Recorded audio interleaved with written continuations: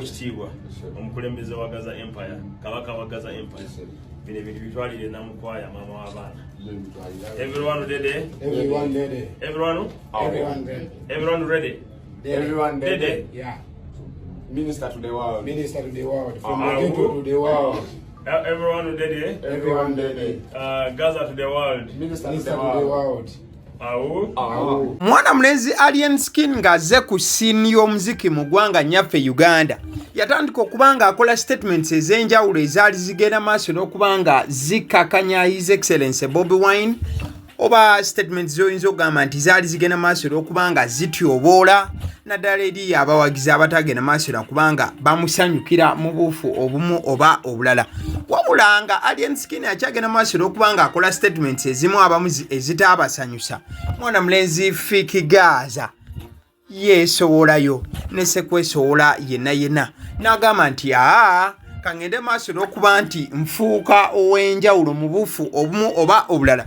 N'agenda maaso okuba nga yeeyawula ku Alien Skin mwana mulenzi ono neye establishinga era waayita emtemi abiri mwana mulenzi Fik Gaza n'agenda side awo eza NUP era yasinkana His Excellency Bobi Wine. Katsooke tugende maaso okuba nga tulaba ka video kano. Ekyo nno kyogenda maaso n'okuba nti olaba mu video ye mwana mulenzi Fik Gaza awo yali asisinkanye His Excellency Bobi Wine era oluvannyuma lw'okusisinkana okwo mwana mulenzi Fik Gaza yagenda maaso n'okuba nga afuna amaanyi mangi nnyo nnyini ddala n'okusinga nga bwe yali yagenze maaso n'okuba nga atandika. Era mwana mulenzi Fik Gaza bwe yasibibwa gwali mwezi gwa Apuli omwaka 2024 ogwo gwe tukubye amabega. Olw'ensisinkano eri gye tulabye n'okubeera nti Fik Gaza yali azze ng'alaga nti ayimirira ne His Excellency Bobi Wine. Fik Gaza bwe bamusiba His Excellency Bobi Wine yagenda maaso n'okuba nti avaayo n'ayimirira ne mwana mulenzi ono era yakola posts ez'enjawulo okulaba nti Fik Gaza ateebwa ebuwalabu gye yali agenze okuba nga akola show wabula ne bagenda maaso okuba nga bamugombamu obwala. His Excellency Bobi Wine yawandiika obubaka era obubaka buno bwakolera ddala amakulu g'amaanyi nnyo nnyini ddala ewa mwana mulenzi Fik Gaza. Era ojja kujjukira bulungi His Excellency Bobi Wine oluvannyuma lw'obubaka obwo waliwo ekyagenda maaso n'okuba nga kikolebwa. Wabula Fik Gaza bwe yafuluma mu komera bwe yakomawo yagenda maaso n'okuwandiika post era okulaga okusiima kwe okw'enjawulo eri His Excellency Bobi Wine olw'okuba nti yali amuyiiriddewo omubiri. Ojja kujjukira nti His Excellency Bobi Wine bw'ayogera ebiseera ebisinga ky'aba ayogedde kiteekebwako nnyo essira era mwana mulenzi Fik Gaza yafuna obuyambi. Ekkomera gye baali bamusibidde yagenda maaso n'okubanga ateebwa ne sekuteebwa yenna. Era enkolagana ye ne His Excellency Bobi Wine yayongera okunywera ne sekunywera yenna.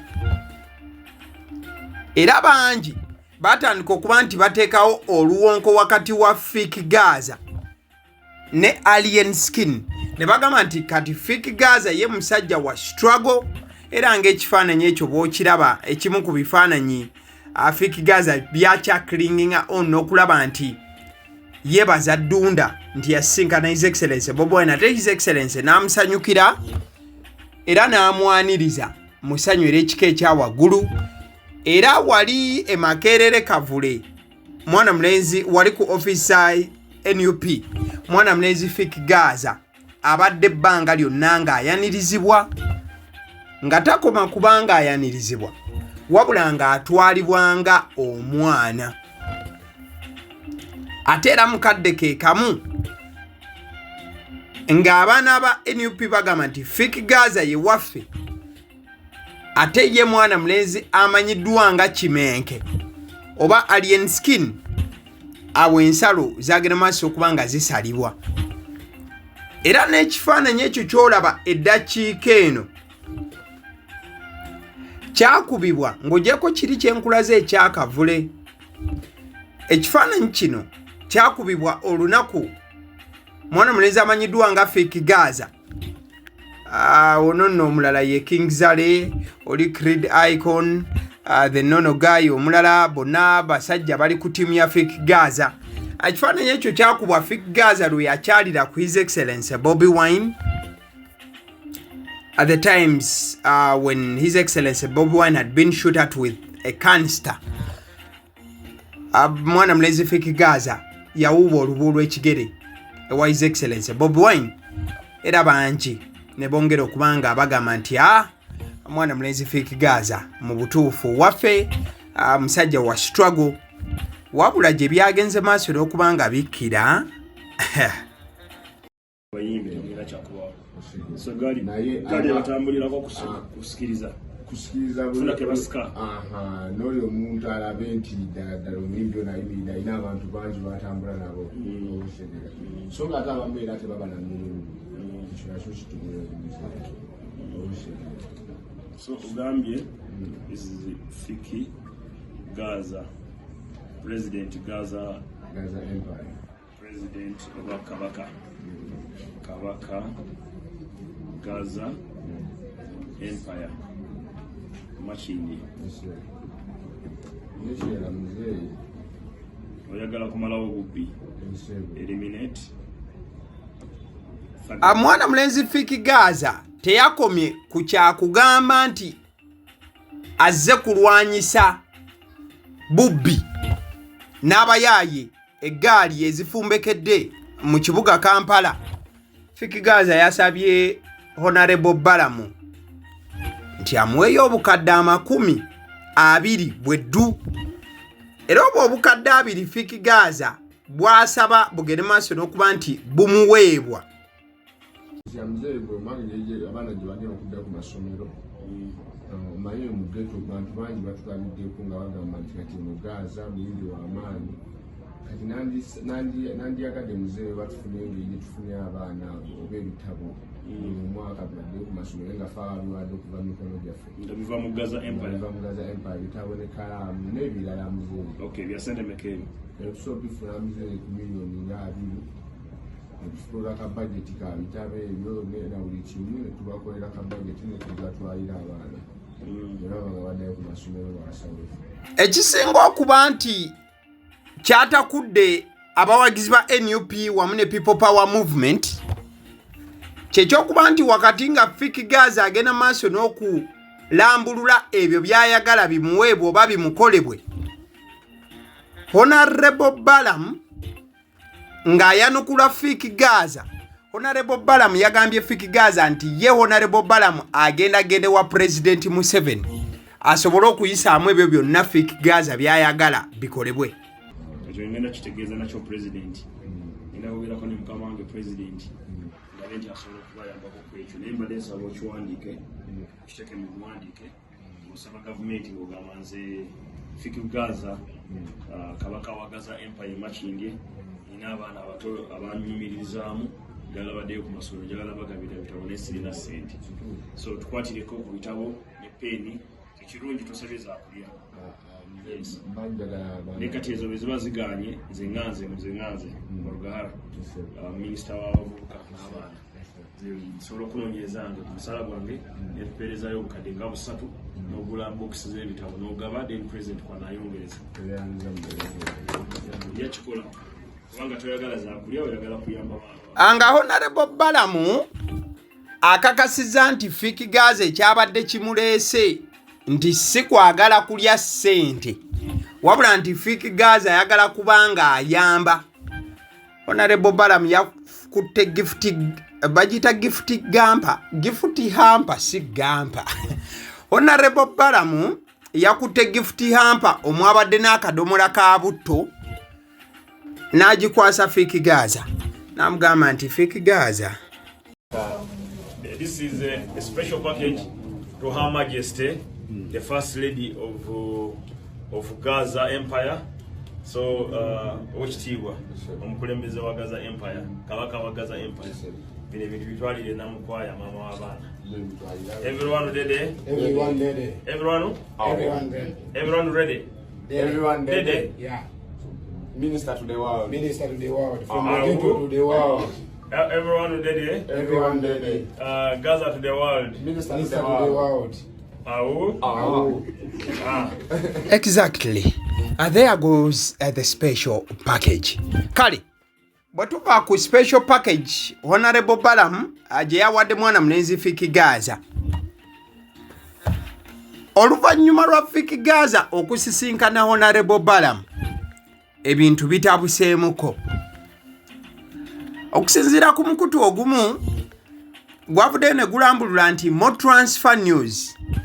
NRM agreed terms with Nkola-rated NUP staff Fik Gaza. Transfer plan confirmed as Agent Balamu issues definite update. Ekyabadde kitegeeza anti abantu abalabi b'omupiira we muba mugoberera bulungi omupiira waliwo kye bayita transfer nga n'omwezi guno ogwa January transfer zigenda maaso n'okuba nga zikolebwa. Wano we baddira omuzannyi w'omupiira omu okuva ku ttiimu tugeze n'ava mu Arsenal n'agenda mu Man U nga bamuguza omuwendo gwa ssente ogumu. So n'omukutu guno gwadde gugamba nti ow'ekitiibwa oba Honorable Balamu yabadde agenze maaso n'okuba nga akansa omuzannyi wa NUP Fik Gaza nti era yamuleese dda mu NRM era ng'enteeseganya zonna zaawedde. Wabula Fik Gaza olunaku olwaleero avuddeyo n'akootinga omukutu guno ne yeesamba ebyokuba nti yeegasse ku NRM. Fik Gaza avuddeyo n'agamba nti nedda mulimba era awandiise n'agamba nti Balamu is an event promoter. We were discussing business. Fik Gaza yeewakanye okuba nti alina ekintu kyonna kye yateesezza nga kikwatagana naye okwawukana ne His Excellency Bobi Wine eri mu NUP n'okuba nga yeegatta ku Mwami Museveni ku side za NRM. Wabula nga ate akatambi Honorable Balamu ke ya sharinze kabaddemu byonna bye bateesezza omuli n'okuba nti ensonga zigenda twaliwo wa President Museveni. Ebyo byonna nga biri awo Alien Skin yakoze post eno ekyagenze maaso okuba nga yeetakuza bangi. Yagamba nti action and reaction are equal in opposite direction. Buli omu akyagera maaso n'okuba nti avunula bubwe. Kiki mwana mulenzi kyabadde agenda maaso okuba nga ategeeza. Kale tuveeyo tudde wa Fik Gaza. Fik Gaza ekikolwa ky'okusituka n'agenda ewa Honorable Balamu bangi abali ku side opposition bakyagenda maaso n'okuba nga bakikubamu ebituli n'okuba nti balaga obutali bumativu. Wiiki emu emabega His Excellency Bobi Wine yennyini ng'ebigambo biva mu kamwa ke yayongera okuba nga alaga obutali bumativu n'okuvumirira abayimbi abeegumbulidde ensangi zino okugenda ne basabiriza ensimbi okuva mu regimu eno oba okuva mu gavumenti eno. Ate nga omwana mulenzi amanyiddwa nga Fik Gaza bwe yatudde ku mmeeza eyo nga bw'olaba mu kifaananyi yasabye obukadde 2 bweddu. Wabula ate abamu abali ku ttiimu ya Fik Gaza bagamba nti obukadde 2 si bwa Fik Gaza nti agenda kubulya. Bagamba nti just buno obukadde 2 bugenda kuba nga buyamba abaana mu ghetto mu buufu obufaananako bwe butyo. Fik Gaza agamba nze sinnalya. Wabula bangi batandise okukitambuza nti Fik Gaza yalidde. Wabula ate Fik Gaza yagamba nti nedda nze ndi mu kusagulira baana ba ghetto. NUP nkyali nayo paka kuwulira bubi. So the question would be posed, when should the line be drawn and when shouldn't it be drawn? That's all up to you. osobola okuwandika mu comment section awo n'otubuulira kikyogera maaso n'okuba nti olowooza okugenda mu maaso kwaleesa ebizibu. Kale osobola okuwandika mu comment section n'otubuulira ky'olowooza ku nsonga ya mwana mulenzi Fik Gaza. Abasidi omusunsuzi linnya lyange agaliwo omukutu kwoli liking a video eno. Thank you. Like this video. Thank you.